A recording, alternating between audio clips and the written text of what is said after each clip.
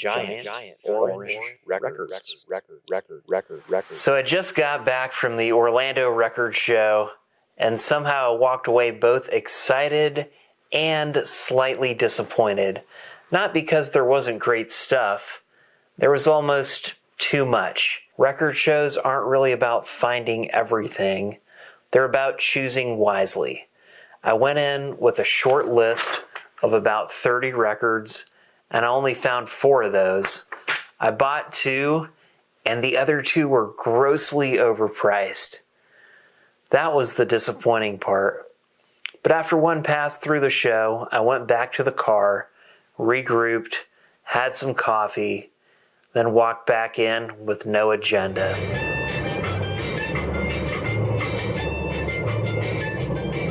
And I still walked out with one of the best hauls of my life. This record show taught me something I wasn't expecting. The order you listen to records in can completely change how they hit. After listening to Miles Davis and Sharon Jones, some heavy psych stuff I usually love suddenly felt kind of weak.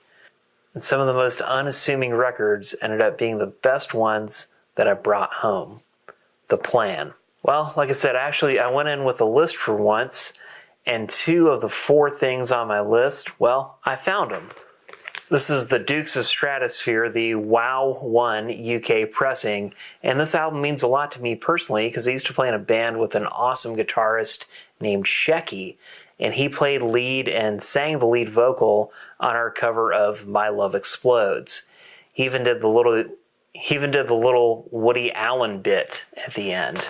And then this is the Excels Like a Dream, one of my favorite 45s, and I've wanted this for years. This is a great sounding copy and a very inspiring track.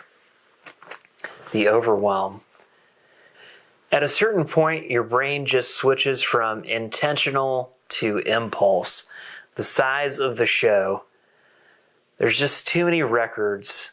You're in dopamine digging mode, grabbing $10 stuff that looks cool, and then I missed the XLs on my first pass through the 45 boxes, even though I was looking for it. This is proof of crate blindness. And after the 3rd hour or so, your eyes just stop seeing names and start seeing white cardstock and plastic. In fact, I handed my list to the awesome 45 dealer, and he found the Excels right away. It's hard to stay in your rational brain at this point. And inside this big metal building, I have no phone reception, so looking up prices on Discogs was not even an option. Some of these didn't hit home immediately at the show, but they reveal themselves once I got back to my house.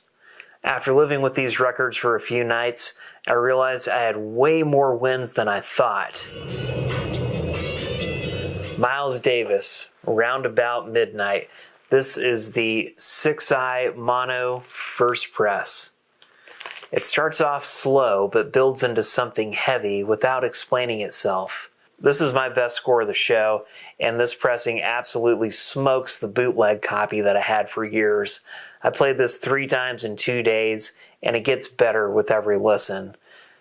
This is the first press with the 1A stamper, and it is just incredible. The Ramones, Rocket to Russia. This is a 1977 first press, Winchester pressing plant.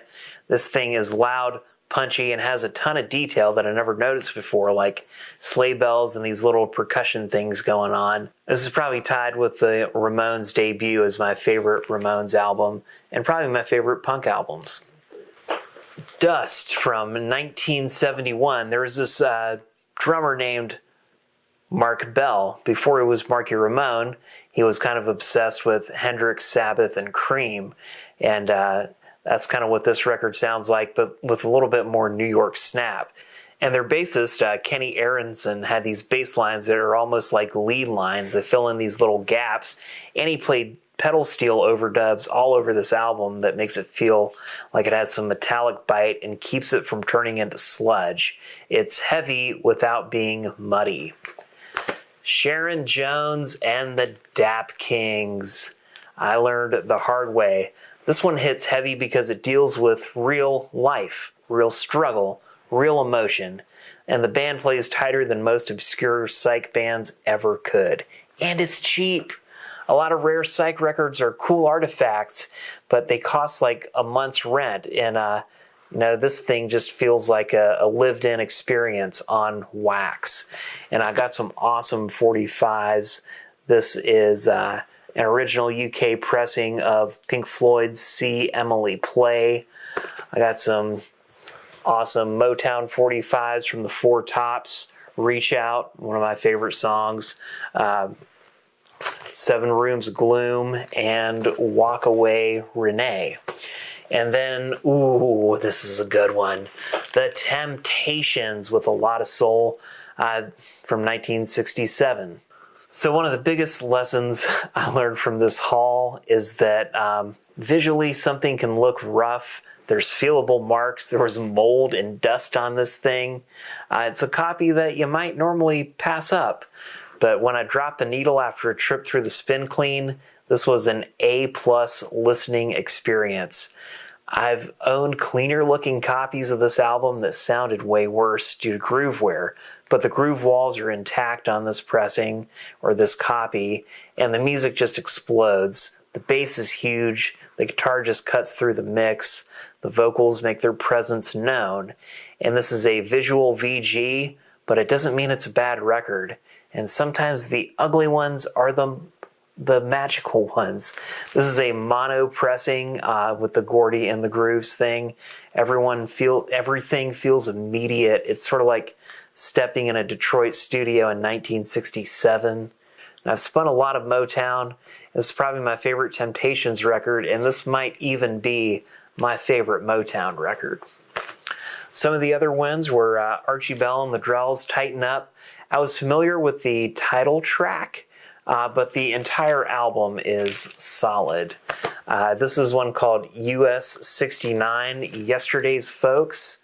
It almost sounds like krautrock at times, but it actually works. It kind of reminds me of the Velvet Underground and Captain Beefheart if they had more of a Latin groove to their rhythm sections. Chico Hamilton Quintet in Hi-Fi. This is some really awesome West Coast jazz. It's experimental but super digestible, and we get Jim Hall on guitar.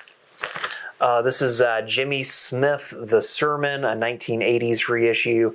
It's one of those late-night magical records. It's just an incredible recording, and it feels like the band's in the room. Kenny Burrell's guitar adds so much depth, and it sounds like you're in like a cool, smoky jazz club.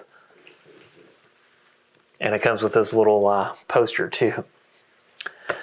So what I realized after spinning this last batch of records here was that it kind of put me in my happy place after like a really long day of work. I waited till the quiet hours, put on these records, and just did some really in-depth, intentional listening. And that was exactly what I needed. There were no distractions, just tuning into the records, and maybe it's the sequencing and the mood, but everything came together. And after a haul like this, it really takes several nights, if not several weeks, to digest all the records that just came in the door. And here were some enjoyable spins I found at the show. Gabor Szabo, Hungarian jazz guitar. There's some sitars on here. I think the Psychedelic critic would approve of this album. It reminds me of Radiohead at times, and I've been looking for this one for a really, really long time. Got this one from a booth of some nice folks from Asheville. This is a mono copy of the Jefferson Airplane's iconic Surrealistic Pillow album, and I don't know why I avoided this album for so long.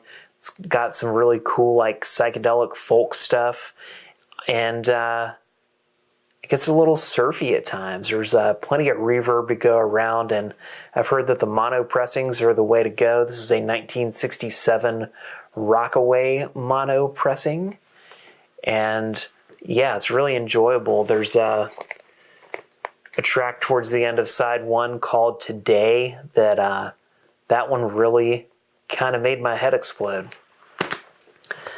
This is the Ronettes debut album, but it's a UK like 1982 reissue. So I got this album for like $20 without spending too much on an original. And it is stereo, but I just hit that mono switch on my receiver and kind of listened to it with a nice fold down. This is the Chocolate Watch Band. It's a collection on Big Beat Records from the UK in the 1980s was when this compilation came out. And it kind of takes like some of their singles. They recorded some stuff under pseudonyms for contractual reasons. And they had kind of a convoluted history where a lot of session players played on Chocolate Watch Band recordings without the band having any input or knowing about it. But this... with this one, you can ask the question, will the real Chocolate Watch Band please stand up? So this is the one that all the actual band members played on. It's a nice collection, and it's the only place where all of those songs are collected in one place. Been a huge fan of the Standells for a really long time. And yeah, they were sort of like 60s garage punkers that influenced the Ramones. This is a Rhino 1980s best of compilation. And here's a little comp called The Perfumed Garden. Kind of a hippie-ish cover, but it's like kind of heavy psych, British mod psych type stuff on Psycho Records. Been after this one for a while. And Booker T and the MGs on Stax Records, Hip Hugger. They do a great cover of Sunny, the Bobby Hebb song, and the title track are great on here. And it's always good to hear how these guys get in the groove. So not everything lands like it should, especially when you're gambling. The Marmalade, Orpheus, the Hobbits, yeah, they're just a little saccharine for me now. I think Cherry People might have a few good songs on it. It's got a cool looking cover. This one is a total hippie swindle record. I was kind of fooled by the cover and the cool looking gatefold. But yeah, I mean, I think like 5-year-olds banging on a piano could make a better sounding record than this. It just sounds so loose and wobbly, and I can't believe this got released on a major label and people paid money for it, and Allen Ginsberg wrote the liner notes. And this one is called Freak Out, sort of a psychsploitation, garage exploitation record. It says fuzz on here, but there's not one note of fuzz guitar. It's sort of like a second-rate Ventures. Definitely a dollar bin record. I regret getting this one. And then Melting Pot by Blue Mink. I mean, I didn't get very far into this one. It's just not for me. It's like overplaying for the sake of overplaying. And these are the kind of okay records. This is the Thomas Naczynski Gruppe, Wir über uns. I mean, this is a really cool looking album cover. And what's interesting about this, I think it's from 71 or 72, is it was from behind the Iron Curtain. So they could still have rock bands in communist Berlin, but it was run by the state-run record label Amiga, and they had to kind of stay within these censorship parameters of that. But it's a cool German language record. It's kind of hard rock, kind of like if Mayblitz was German. Maybe that's not the best comparison, but it's sort of a quick reference. And this is like a psychedelic garagey album that's a little bit on the poppy side by the New Mix from 1968. It's pretty cool. The Breeders' Last Splash. This is one of my favorite 90s albums, but I almost say that my CD from the 90s has more punch than this 2016 reissue. So I'll give it another spin. Maybe I'll A-B the CD. Maybe I won't. Here's some Holly's greatest hits. I don't really listen to this band that much anymore. I liked them a lot when I was like 15. It's got the cool like UK floppy tip-on sleeve. It's a super floppy record. But yeah, I mean, there's some great songs on here, but they don't really have the impact on me that they used to. And then here's a cool Holland pressing of a Who's Best Of. It's just like it collects some of my favorite Who singles from the mid-'60s, and that's really about my favorite thing about the Who. It's a little bit scattershot. It's got some sort of like obscure B-sides, but it also has like some of their absolute greatest singles. Playing like emotionally heavy records back to back like Miles Davis and Sharon Jones just made everything else feel like a little bit soft and light. It's not bad, it's just different. It made me realize how powerful soul and jazz records really are when you sit with them, and how simple music just hits you in the heart and the chest sometimes. And I think the real lesson here is stick with records you already love and know that you'll play. Stop judging albums by their covers, and some of the most unassuming sleeves held the best music. Some of the coolest looking records were the biggest disappointments. And it turns out that all these $10 dopamine buys, they add up pretty fast. So I went in with my focused want list, and then like within an hour, like this list proved to me that it was just dead, and then everything else in the show is just so overwhelming. There's just hundreds of tables and hundreds of thousands of records. So this show has about 200 tables, and if each table only had 1,000 records, that's 200,000 to 300,000 records in one building under one roof. That's not browsing. That is sensory overload. And if you just spent $1 at each table, that's already $200 spent. And nothing here was just $1. You have to be really selective. I think I started off way too selective with my list, and then I swung hard the other way, and maybe I operate in extremes sometimes, but I also learned which dealers I can trust. Some always lead to great finds, and others leave me feeling a little bit icky, and that feeling matters. It's my nervous system feeling things that my mind can't comprehend yet. And one of my notes on my list said, no mediocre records. Well, I broke that rule. Live and learn. And this isn't about grabbing everything that looks cool. It's about finding those forever records. Records are heavy, man. So yeah, 2.6 hours of listening per week. Maybe a few $10 records you might never spin.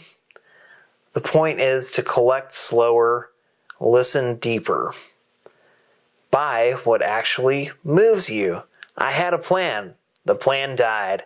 I impulse bought some great stuff and some dumb stuff, all from sensory overload.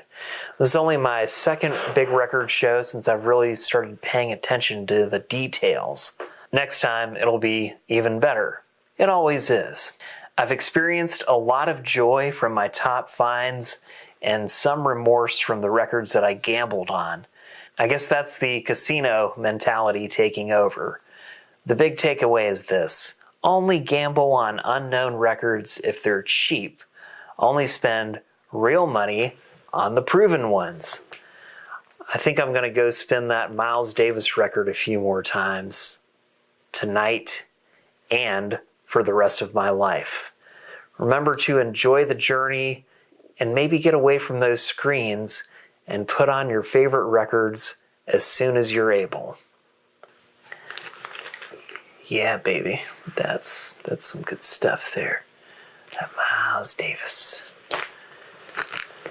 The these guys. Gabba gabba hey, gabba gabba wee, gabba gabba gabba gabba. Giant, orange, giant, orange, giant, orange, giant, orange, giant, orange.